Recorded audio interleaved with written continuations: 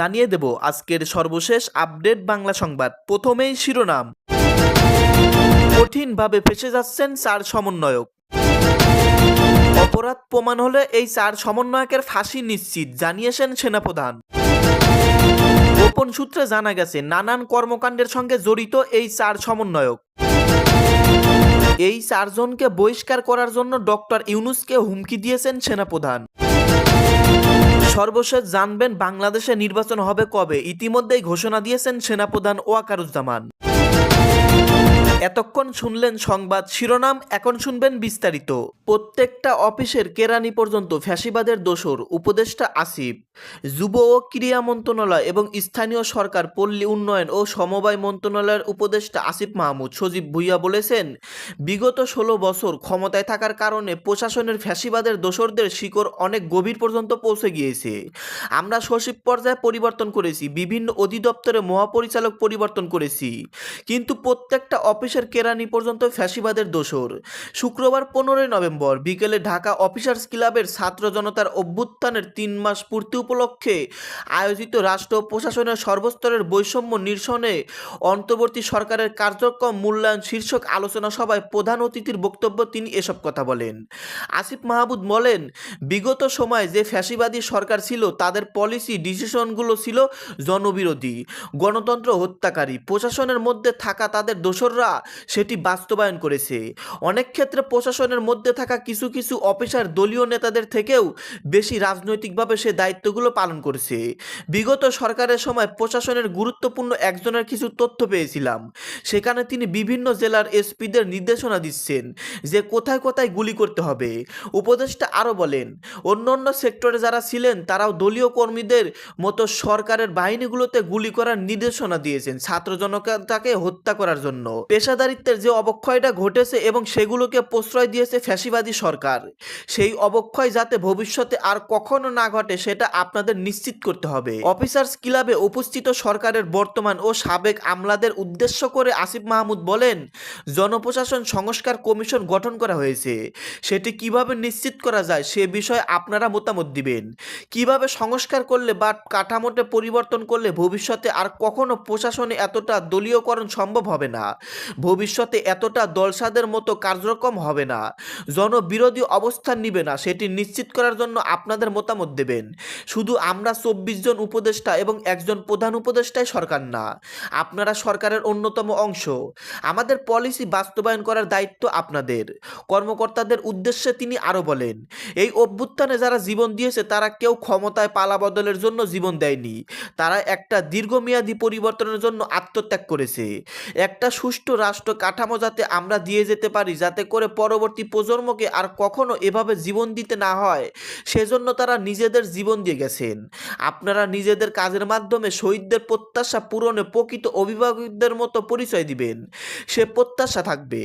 জনকল্যাণমুখী কোনো কাজের ক্ষেত্রে কোনো ধরনের আমলাতান্ত্রিক জটিলতা দেখানো যাবে না। আমরা অনেক ধরনের উদ্যোগ নিচ্ছি, সেগুলো বাস্তবায়ন ক্ষেত্রে বাধা হিসেবে দেখা যায় বিভিন্ন ধরনের আমলাতান্ত্রিক জটিলতা, যার ফিতার দৌরাত্ম্য। দেশের রাজনৈতিকবিদদের উদ্দেশ্য করে আসিফ মাহমুদ বলেন, বাংলাদেশের মানুষ এখন রাজনীতি সচেতন, তবে দুঃখজনক হচ্ছে বিগত কিছুদিন ধরে সরকারের বিভিন্ন সিদ্ধান্ত, যেমন 8টি পারিবারিক দিবস বাতিল করা, ছাত্রলীগকে নিষিদ্ধ করা, যেগুলো এই গণঅভ্যুত্থানের স্পিরিট ছিল, সেগুলো বাস্তবায়নের বিভিন্ন সিদ্ধান্তে আমরা দেখছি রাজনৈতিক শক্তিগুলোর কিছু কিছু অংশ এগুলোর বিরোধিতা করছে, অর্থাৎ তারা তারুণ্যের স্পিরিটটাকে ধারণ করতে ব্যর্থ হচ্ছেন। রাজনৈতিক নেতাদের প্রতি আহ্বান থাকবে 24কে ধারণ করতে হবে, কারণ ভবিষ্যতের বাংলাদেশ এই 24-এর প্রজন্মই নির্মাণ হবে। যুব ও ক্রীড়া উপদেষ্টা বলেন, বৈষম্য বিরোধী ছাত্র আন্দোলনের নিহত শহীদদের আত্মত্যাগের বিনিময়ে আজ আমরা এখানে বসতে পারছি, কথা বলতে পারছি। ফেসবুকে একটা পোস্ট দিতে গেলে এখন আর বারবার ভাবতে হচ্ছে না, ব্যাক স্পেস দিয়ে কেটে দিতে হচ্ছে না। আমরা ভয়হীনভাবে আলোচনা সমালোচনা করতে পারছি, রাষ্ট্র পুনর্গঠনে নিজেদের মতামত দিতে পারছি, সংস্কার কার্যক্রমে অংশগ্রহণ করতে পারছি। পারছি। এ সময় শহীদদের আকাঙ্ক্ষা পূরণে তারুণ্যের রাজনৈতিক শক্তি হিসেবে আবির্ভূত হওয়ার সময় হয়েছে বলেও মন্তব্য করেন যুব ও ক্রীড়া মন্ত্রণালয় এবং স্থানীয় সরকার, পল্লী উন্নয়ন ও সমবায় মন্ত্রণালয়ের উপদেষ্টা। আলোচনা সভায় মুখ্য আলোচক সাবেক সচিব এস.এম. জহিরুল ইসলাম বলেন, এখনও সাবেক স্বৈরাচার সরকারের অনেক দোসর দেশে এবং দেশের বাইরে অনেক গুরুত্বপূর্ণ জায়গায় এখনও বহাল আছে। তাদেরকে প্রত্যাহার করে যারা বিগত সময় বঞ্চিত হয়েছে, চাকরি হারিয়েছেন, তাদের মধ্যে থেকে যোগদানের মূল্য করতে হবে।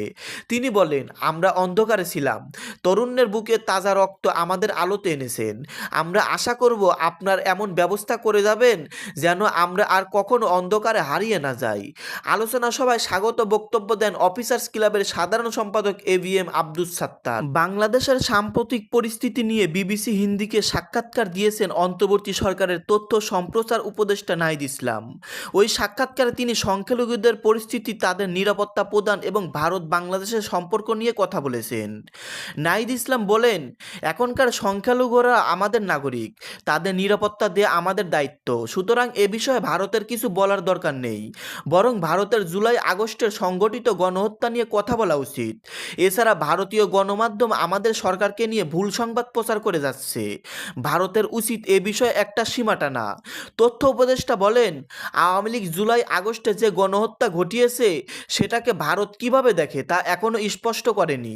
কয়েকটি দেশ বাংলাদেশের জনগণের পাশে থাকার কথা জানিয়েছে, কিন্তু ভারত এ বিষয়ে কোনো কথা বলেনি। অথচ যার উপর এই ঘটনার দায়বর্তায় ভারত তাকে আশ্রয় দিয়েছে। নাহিদ বলেন, আমি চাই ভারত আমাদের সহায়ক করুক, যাতে তারা গণহত্যা চালিয়েছে তাদের বিরুদ্ধে আইনগত ব্যবস্থা নেওয়া যায়।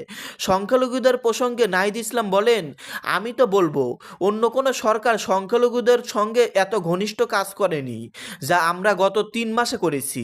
আগের সরকারগুলো এ বিষয়ে শুধু রাজনৈতিক ফায়দা নিয়েছে, তাদের উপর থেকে সংখ্যালঘুদের অবস্থা কমে গিয়েছিল। আমাদের এসব ঠিক করতে হবে। আমরা চেষ্টা করছি, তাদের কিছু বিষয় আছে যা এখনোই সমাধান হওয়ার নয়, এজন্য আমাদের সময় দিতে হবে। বিবিসির সাংবাদিক নাহিদ ইসলামকে প্রশ্ন করেন, আওয়ামী লীগের পতন হওয়ার বাংলাদেশের উগ্র সংগঠনের তৎপরতা বাড়তে পারে কিনা। জবাবে তিনি বলেন, এই বিষয়টি হলো আওয়ামী লীগ ও ভারতের একটি প্রোপাগান্ডা। তারা এসব বলে মানুষকে বোঝাতে যে তারা ক্ষমতা না থাকলে বাংলাদেশ উগ্রদাবিতা বাড়বে। নাহিদ ইসলাম অভিযোগ করে বলেন, আওয়ামী লীগের এই প্রোপাগান্ডাকে ভারতের সমর্থন দিয়েছে এবং বাংলাদেশের জনগণের বদলে আওয়ামী লীগ সঙ্গে সম্পর্ক তৈরি করেছে। এ কারণে আওয়ামী লীগ থাকা না থাকা নিয়ে তারা কথা তুলছে। তিনি বলেন, ভারতে বিজেপি না কংগ্রেস কে ক্ষমতায় আছে সেটি বাংলাদেশের মানুষ দেখে না। বিবিসির এই সাংবাদিক উপদেষ্টা নাহিদকে বাংলাদেশের ভারত রেল, নৌ ও সড়কের যৌথ প্রকল্পগুলো নিয়েও প্রশ্ন করেন। তিনি বলেন, এই প্রকল্পের দ্বারা বাংলাদেশের মানুষ উপকৃত হতো নাকি আওয়ামী লীগ হতো। জবাবে নাহিদ ইসলাম বলেন, বিষয়গুলো আওয়ামী লীগের দৃষ্টিভঙ্গি থেকে না দেখাই উচিত। দুই দেশে চাইলেই উন্নয়নমূলক করা সম্ভব। তিনি জানান, ভারতের সঙ্গে থাকা কোনো প্রকল্প বন্ধ করা হয়নি, সবকিছু আগের মতোই চলছে। তিনি আরও জানান, ভারত সহ অন্যান্য যেসব দেশের সঙ্গে প্রকল্প রয়েছে সেগুলো পর্যালোচনা করা হচ্ছে, দেখা হচ্ছে এগুলোতে কোনো দুর্নীতি হয়েছে কিনা। সম্মানিত দর্শক মণ্ডলী, আপনারা বিস্তারিত চাঞ্চল্যকর তথ্য ভিডিওতে জানতে পারলেন বর্তমান সময় অনুযায়ী বর্তমান রাজনৈতিক ব্যবস্থা নিয়ে। আজকের এই ভিডিওতে চাঞ্চল্যকর তথ্য নিয়ে আপনাদের মতামত জানিয়ে দিবেন ভিডিওর কমেন্টে। আর নতুন নতুন ভিডিও পেতে চাইলে চ্যানেলটাকে এখনই সাবস্ক্রাইব করে রাখুন সবার আগে ভিডিও পাওয়ার জন্য।